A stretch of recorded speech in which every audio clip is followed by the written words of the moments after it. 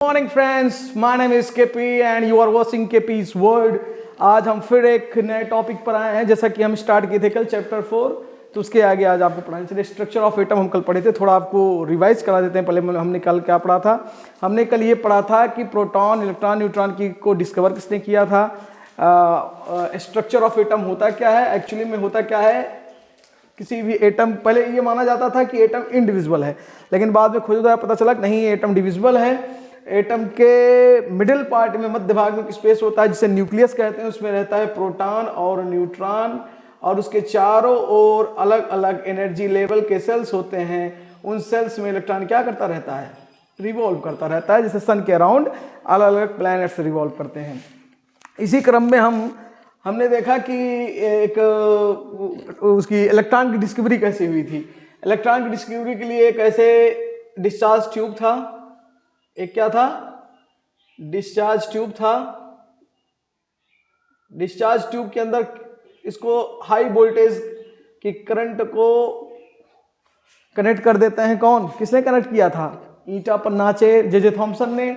जब high beams की electricity pass होती है तो इलेक्ट्रॉन मूव करेंगे, ग्लास ट्यूब से टकराएंगे, ग्लास ट्यूब से टकराएंगे तो एनर्जी का लॉस करेंगे तो इसके अंदर ग्रीनिश लाइट जलेगी। और वो ग्रीन लाइट, चूंकि इन्होंने जो नेगेटिव इलेक्ट्रोड था इसका नाम कैथोड लिया था, और कैथोड से इलेक्ट्रॉन निकलते हैं, इस वजह से इन्होंने इसका नाम रखा। चूंकि कोई भी गैस इसके अंदर आप फिल करेंगे, पर्टिकुलर गैस, तो उसको ये पुश करेगा। अब चूंकि इन्होंने कैथोड इलेक्ट्रोड से निकल रहे थे इलेक्ट्रॉन, इसलिए इसका जो रेज उत्पन्न हुई, जो किरण उत्पन्न हुई, उसका नाम इन्होंने रखा कैथोड रे। क्या नाम रखा? Cathode ray. तो इस प्रकार से इलेक्ट्रॉन की डिस्कवरी हुई थी। आपको पता है, उन्होंने माना कि कोई भी अगर आप गैस लेते हैं और उस गैस को ग्लास ट्यूब के अंदर आप फिल करते हैं, डिस्चार्ज ट्यूब के अंदर, और उसको हाई इलेक्ट्रिसिटी के वोल्टेज से कनेक्ट करते हैं, तो इलेक्ट्रॉन एक पर्टिकुलर डायरेक्शन में मूव करेंगे, ग्लास ट्यूब से टकराएंगे, और टकरा कर भाई एनर्जी लॉस करेंगे तो एक ग्रीनिश लाइट उत्पन्न होगी। वो ग्रीन लाइट उन्होंने कहा इसी वजह से चल रही, क्योंकि इलेक्ट्रॉन इसके जो गैस के इलेक्ट्रॉन उनको मूव करा रहे हैं, कैथोड के इलेक्ट्रॉन्स। इसी चूंकि कैथोड इलेक्ट्रॉन्स की वजह से ये रे उत्पन्न हुई थी, इसलिए इसका नाम उन्होंने कैथोड रे रखा। और इस तरीके से उन्होंने मान लिया कि दुनिया का कोई भी एटम हो, उसके अंदर क्या रहता है? इलेक्ट्रॉन रहता है। सबसे छोटा पार्टिकल क्या है?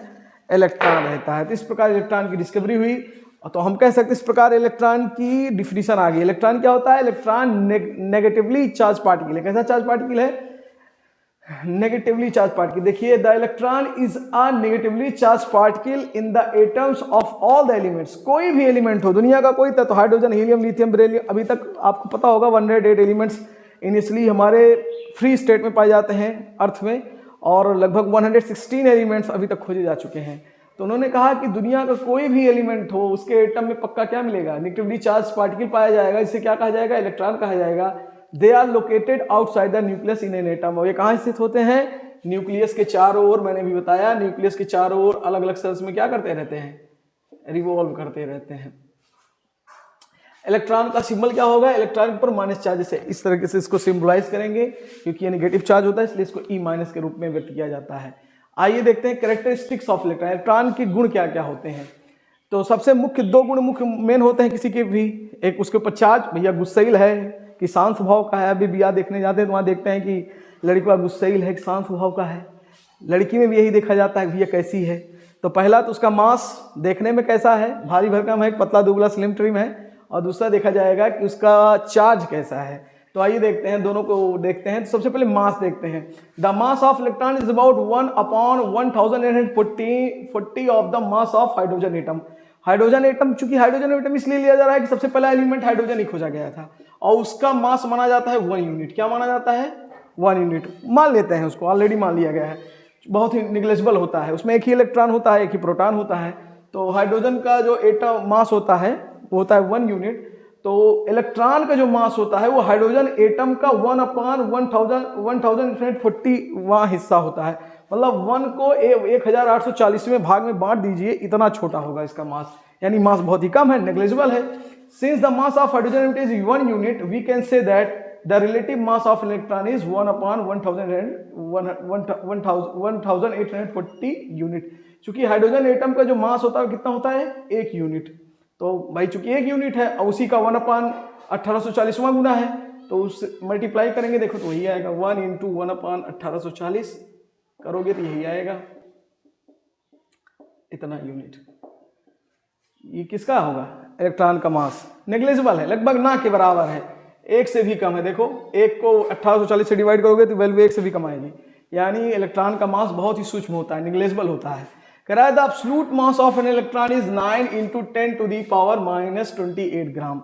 एब्सोल्यूट चार्ज जो प्रयोगों द्वारा खोजा गया है, ये तो भाई तुलनात्मक चार्ज था, हाइड्रोजन के सापेक्ष देखा गया कि इसका मास कितना होता है, लेकिन प्रयोगों द्वारा जो एब्सोल्यूट मास होता है इलेक्ट्रॉन को कितना निकाला गया है? 9 × 10⁻⁻28 ग्राम। ना ये भी बहुत कम है, 9/1 के बगल का 0, 28 0, तो वैल्यू बहुत ही छोटी हो जाएगी।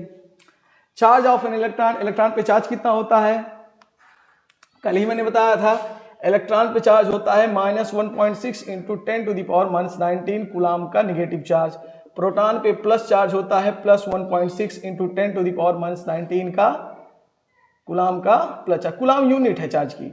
और न्यूट्रॉन न्यूट्रल होता है भैया, ना से न्यूट्रॉन ना से न्यूट्रल, इस पर कोई फर्क पड़ने वाला नहीं है, ना तो गुस्सैल स्वभाव का है ना तो शांत स्वभाव का है, साधु है ना, स्टोइक पर्सन है। A person who is indifferent in pen and pleasure इसका स्टोइक पर्सन। तो एक स्टोइक पर्सन, इसको प्रशंसा और इसकी प्रशंसा करो या आलोचना करो, इस पर कोई फर्क पड़ने वाला नहीं है। किस पर? न्यूट्रॉन पर। तो भैया इसका चार्ज कितना होता है?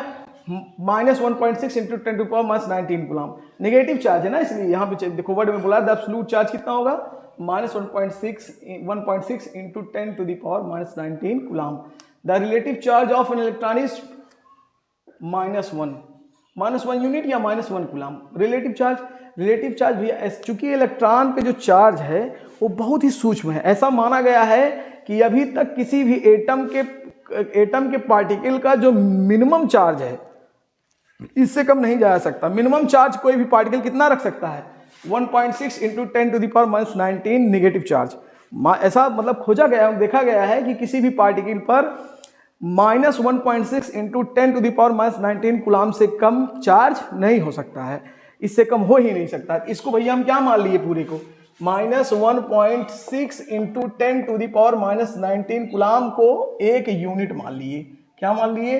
एक यूनिट, यानी 1 कूलाम मान लिए। अब किसी से भी तुलना करना होगा तो 1 कूलाम यानी 1 इलेक्ट्रॉन से तुलना करेंगे, यानी 1 कूलाम अगर देखा जाए तो 1 कूलाम इलेक्ट्रॉन के प्रोस्पेक्ट में किसके इक्वल होगा? -1.6 × 10⁻⁻19 कूलाम चार्ज पार्टिकल के रूप में। तो कोई भी पार्टिकल है, मान लो उसमें दो यूनिट चार्ज, -2 कूलाम चार्ज है, इसका मतलब 16 × 32 -3.2 × 10⁻⁻19 कूलाम का नेगेटिव चार्ज है। क्यों? ये माइनस लगेगा साइन भाई, -2 है, 1 यूनिट, -1.6 × 10⁻⁻19 तो 2 यूनिट, 16 दूना 32, 3.2 × 10⁻⁻19 कूलाम। आई होप आपको समझ में आया होगा। अब कल हम देखेंगे कि किस प्रकार प्रोटॉन की डिस्कवरी हुई थी। प्रोटॉन को किस, हालांकि आप